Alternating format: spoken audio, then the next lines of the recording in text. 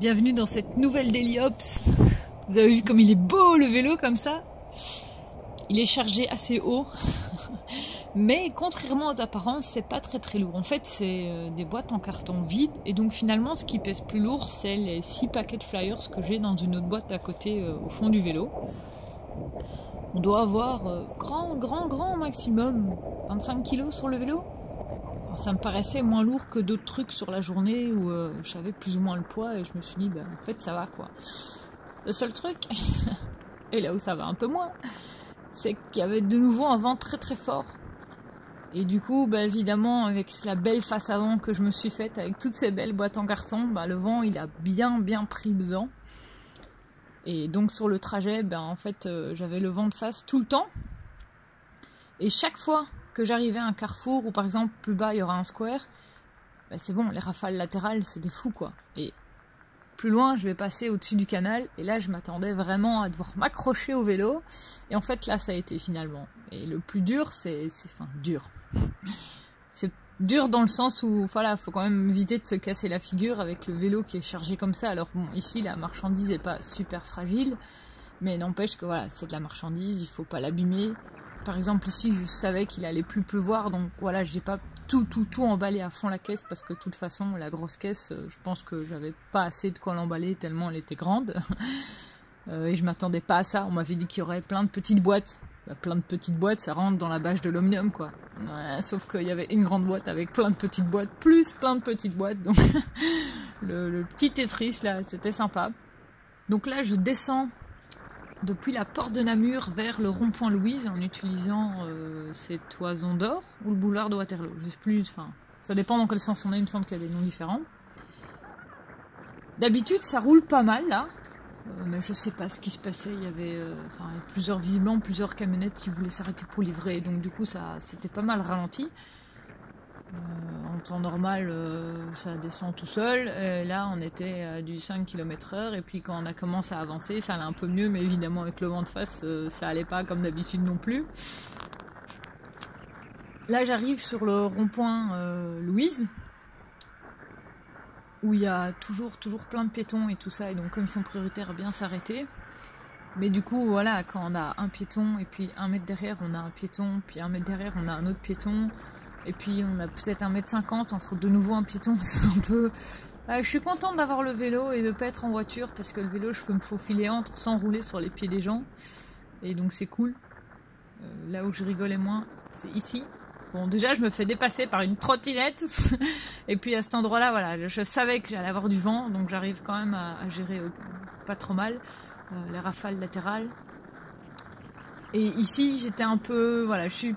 Porte de Halle, je suis sur le haut de la porte de Halle, et d'habitude là ça va, le vent en fait c'est pas, il y a 2-3 rues sur le côté et ça passe encore, mais je sais pas pourquoi là ce jour-là c'était, le vent remontait vraiment le long du parc, le long des bâtiments, et donc j'ai dû pédaler pour descendre quoi. Le vélo est chargé, je dois pédaler pour descendre, ça c'est le genre de truc, t'es là genre what. Mais bon, chargé, pas chargé, le vélo, ça passe quand même à côté. Et donc, je peux aller chercher le sas. Et je pense que les automobilistes ont dû se dire, mais c'est quoi ce truc?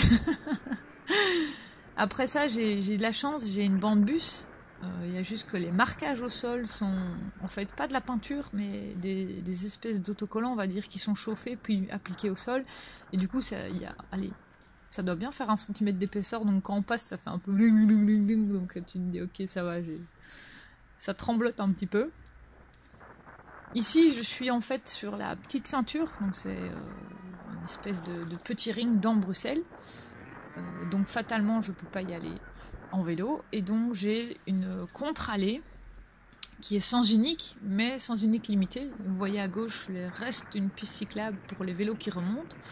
On a une bande cyclable suggérée, donc les logos vélo au sol, mais ceux-là, plus jamais je roule dessus depuis que j'ai failli me prendre une portière. Et en plus de ça, il y a les tags d'égout qui sont très mal placés, donc voilà, moi je roule au milieu, et plus souvent un peu à gauche, parce que les tags d'égout sont quasiment au milieu, mais ça dépend les endroits. Et puis si on se met sur le logo, on est entre la tag d'égout, les portières, c'est pas terrible. Ici j'arrive, je suis près de la gare du Midi, et donc je vais devoir aller me glisser devant les 4 files de voiture, parce qu'en fait moi je veux tourner à gauche, et là c'est qui tout double, le sas est libre ou le sas est plein. Et j'ai de la chance, le sas est libre. C'est là qu'on voit tout l'intérêt du sas vélo. Parce qu'il y a 3 bandes qui vont tourner, qui sont pour le tourne à gauche, et on a encore 2 bandes pour aller tout droit, avec même celle de droite qui se transforme un peu plus loin pour un tourne à droite. Et donc s'il y avait eu des voitures dans le sas, ben, j'aurais dû me faufiler ou vraiment m'imposer et y aller, quoi. Et c'est quand même pas super. Enfin, faut le faire, mais c'est quand même pas super cool à faire. Et en plus, de toute façon, c'est pour se jeter sur un feu rouge. Mais malgré ça, ils sont quand même souvent super excités.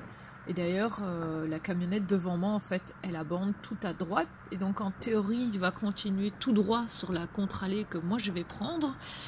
Et ben, vous allez voir qu'il ne va pas du tout faire ça. Et que la bande où moi, je suis sert souvent pour dépasser tout le monde le plus vite possible en démarrant comme un gros sauvage au feu. Parce qu'il faut avancer.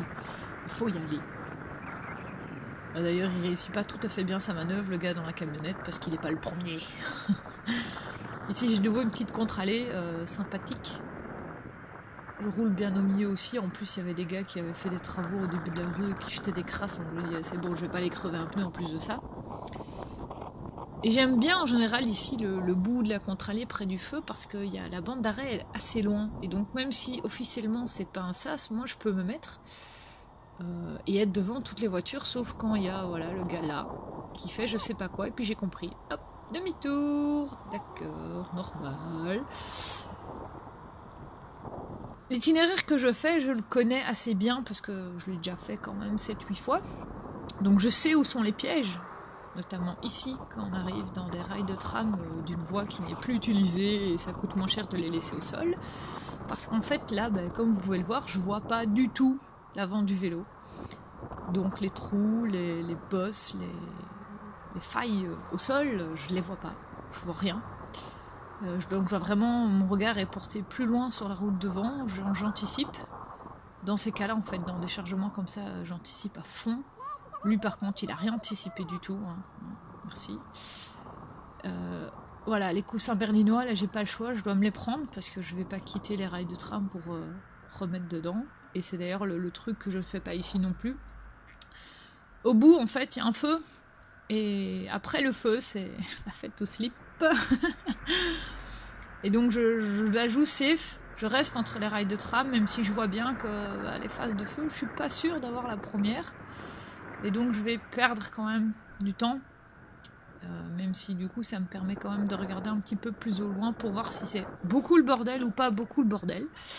Parce qu'une fois après le feu, en fait, on est sur la rue Ropsy-Chaudron, qui en fait héberge les anciens abattoirs. Enfin, je dis ancien, mais de près ce que j'ai vu, c'est quand même toujours en activité.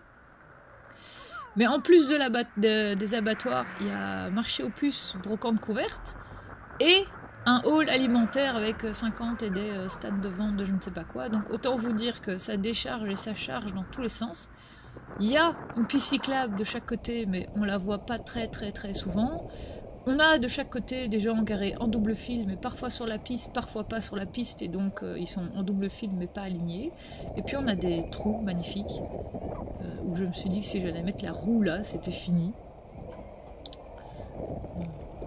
C'est plus des trous, hein, chez nous, c'est des crevasses, des gouffres, on s'en fout. Donc celui-là, il est sympa, il n'est pas garé en double fil sur la piste cyclable. Celui d'après, il l'est, et donc voilà, les voitures se retrouvent à zigzaguer. On a des petites voitures, des petites camionnettes, des grandes camionnettes, des grands camions, et donc c'est vraiment... J'essaye vraiment de ne pas passer là, mais voilà, pour le coup, c'était la route la plus directe. Et la première fois que je suis passée, j'étais genre vraiment en mode « Mais c'est quoi ce bordel ?» Mais non, je sais. Donc je m'énerve plus, je klaxonne plus parce que ça sert à rien, parce que de toute façon, il y a tellement de bruit qu'ils entendent rien. Et d'ailleurs, je sais pas comment les piétons ils font pour se faire respecter un petit peu aussi. Voilà, ils traversent un peu n'importe où aussi, mais le peu qui sont sur les passages piétons arrivent à passer. Mais c'est vraiment... Enfin, je dis la première fois que je suis passée, c'est genre, mais c'est quoi, c'est sous quoi. Alors après, là, ça se calme un petit peu, parce que le plus gros des commerces est plus bas. Et donc, j'ai enfin la piste cyclable pour moi, qui me permet de monter à mon aise. et de vraiment pousser tranquillos sur les pédales et d'essayer de savoir si je vais avoir une rafale de vent du canal ou pas. J'en ai une demi. Donc elle est arrivée en fait derrière moi, un peu sur la droite, et donc en fait finalement elle m'a un petit peu aidée, donc j'étais là genre ouais, le vent me pousse sur 5 mètres. Mais ça comptait, ça faisait plaisir et tout, parce qu'il y a la dernière, voilà, la petite pente là qui reste. Voilà, il faut pousser un peu plus fort, on y va. Et encore, je suis pas lourd. J'ai déjà été au même lieu avec des caisses beaucoup plus lourdes, et j'arrivais en haut et j'avais les cuisses en feu. Et je me dis, mais c'est quoi ça? Donc le trajet ici est presque fini, et en fait je vais livrer une école. Et je suis arrivée, c'était la fin du temps de midi, enfin c'était la fin de la récré de midi, donc ils étaient déjà, tous les enfants étaient déjà en rang et tout ça. Mais comme vous allez voir, la porte d'entrée, je sais bien que en fait il faut que j'arrive vraiment bien en face, sinon le vélo ça passe pas. Et là j'avais quand même un doute sur la largeur. C'est passé. J'ai coupé la réaction de l'institutrice, mais elle était là genre ah ok, bah écoutez, je vais vous tenir la porte, hein, et puis je sais pas comment vous allez faire. Bah voilà, je suis rentrée, pas de souci. Et alors je dois aller livrer dans le fond de la cour, dans un petit local. Ça va ici, ça va, c'est cool. Je dois pas aller courir dans le fin fond de l'école. Je vous ai laissé la séquence déballage au grand complet parce que j'avais pas la séquence emballage en fait, pour montrer tout ce qui est rentré sur ce vélo finalement, et que comme quoi les chambres à air c'est quand même vachement bien pratique. Donc en fait là j'ai une grande boîte où il y a, je vais regarder quoi, 15 ou 20 petites boîtes, et j'avais quelques petites boîtes en carton dépliées en plus. J'aurais peut-être pu en prendre plus, mais voilà, il fallait quand même que je puisse voir où j'allais, parce que en dessous de ça faut les compter. J'avoue que je sais plus. J'ai plein de petites boîtes en carton. Et puis j'ai ma boîte avec mes flyers pour la suite de la tournée, quoi. Mais donc, oui, on peut mettre des choses sur un vélo cargo. Même si parfois on a l'impression qu'on se dit mais jamais ça va rentrer. Genre là, le garde sécurité m'a de nouveau dit mais vous êtes sûr avec votre vélo? Oui, monsieur, ça passe avec le vélo. Et donc c'est toujours un peu comique et c'est sympa. Alors après évidemment il faut savoir rouler avec, donc voilà, c'est comme je disais dans une autre Déliops, il faut quand même connaître ses limites. Mais ici clairement des boîtes de carton vide, il n'y a que la grande qu'on voit là sur la droite où il y avait des tiges en fer et du matos un peu plus lourd on va dire. Mais sinon voilà, c'est ce que je disais, 25 kg grand max, et donc c'était juste ennuyant, c'était la prise au vent.